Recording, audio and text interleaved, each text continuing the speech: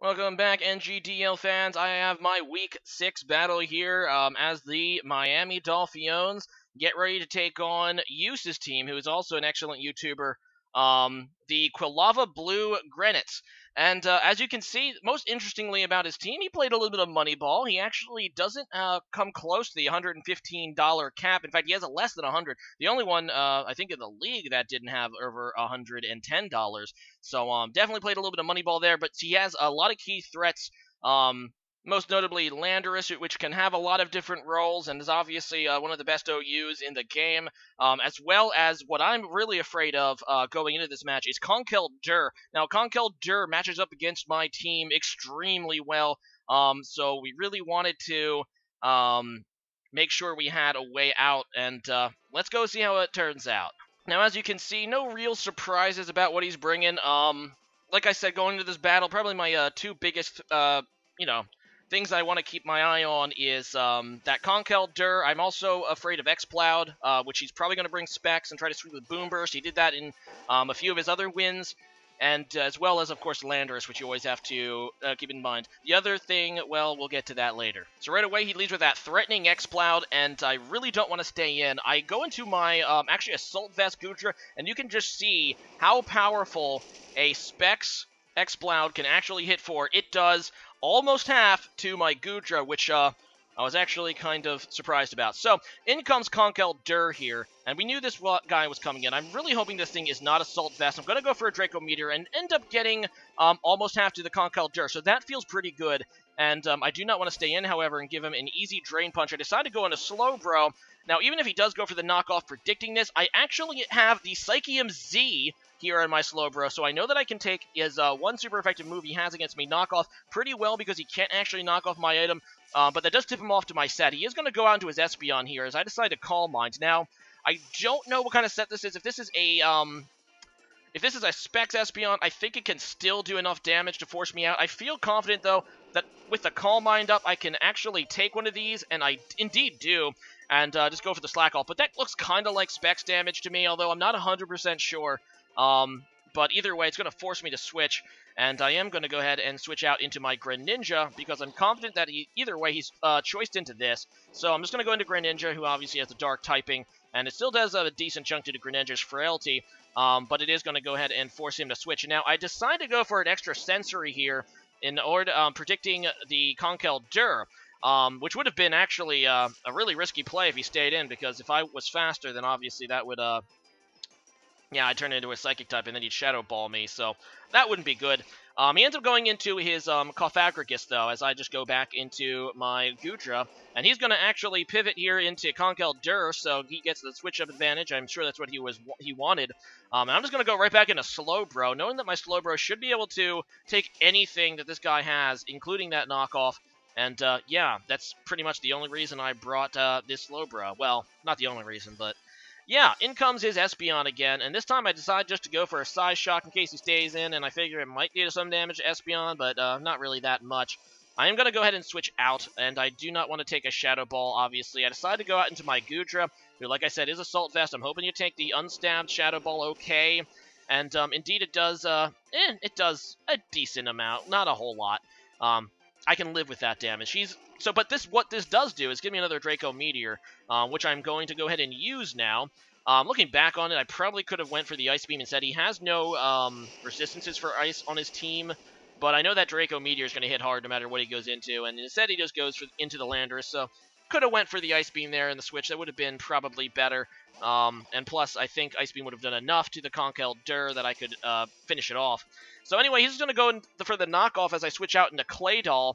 And here I completely derp. Now, at the beginning of the match, I saw Espeon, and I knew it had Magic Bounce. And I'm like, well, maybe he'll just try to kill me. But I should have realized that if he does try to kill me, it's going to go for the U-turn, which would allow him to go into Espeon here. What I really should have done is just Explode. Or anything else, really. Just gotten damage on this Espeon would have been better.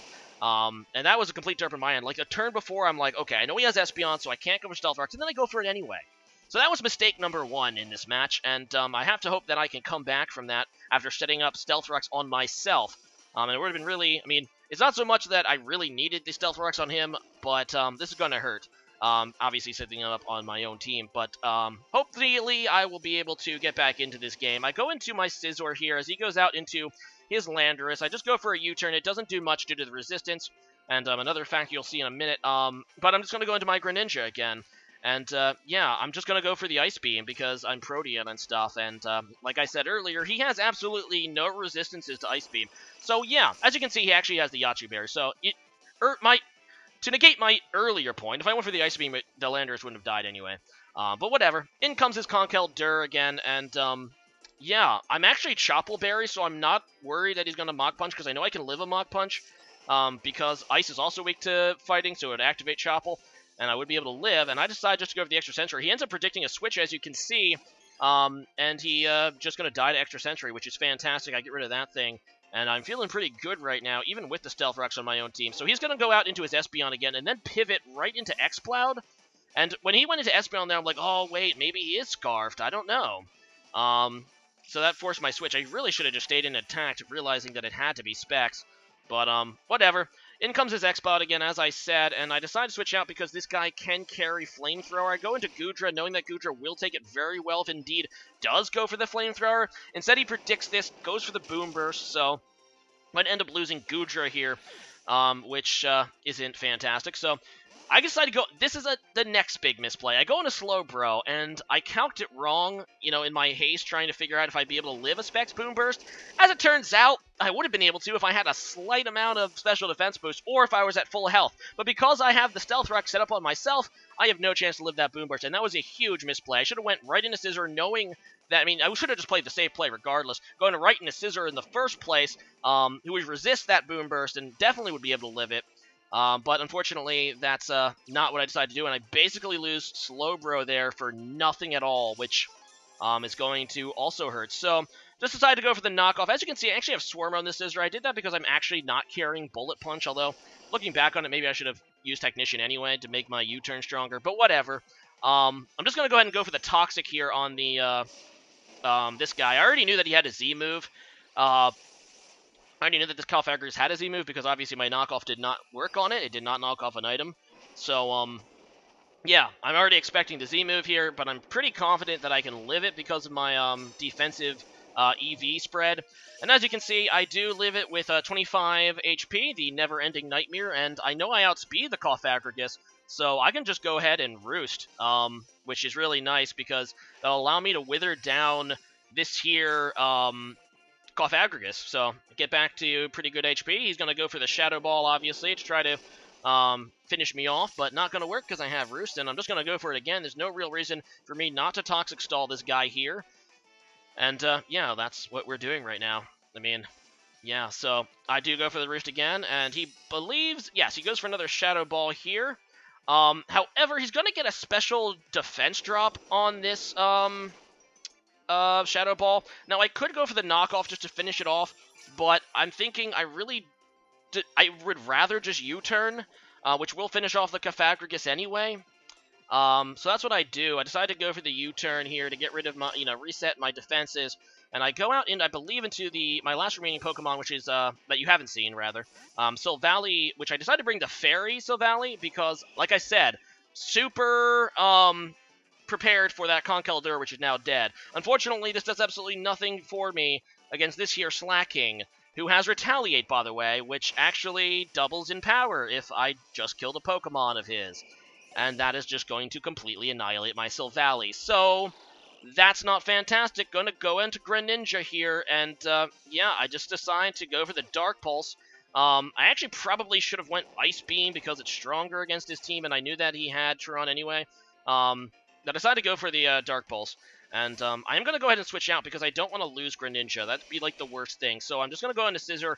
I'm hoping this guy did not bring Fire Punch or something. He just goes to go for the return, which my Scizor eats for days, so I know that I can wall this guy with my Scizor, or at least I'm hoping I can if this thing doesn't have Fire Punch. In the back of my mind, I'm thinking this guy might still have it. So, whatever. Anyway, he's going to go out into Espeon, and I decide just to U-turn, to get enough damage that I can maybe finish it off with my Greninja. But he is just going to go ahead and sack Espeon here, and at this point I'm like, well, crap, because he still has that X-Cloud, and it probably has max HP, which means I definitely can't 1-hit KO it because I have no super effective move. I decided to go for the Dark Pulse, though, for the flinch, possibly, and I do get the flinch, but here I make my last critical misplay.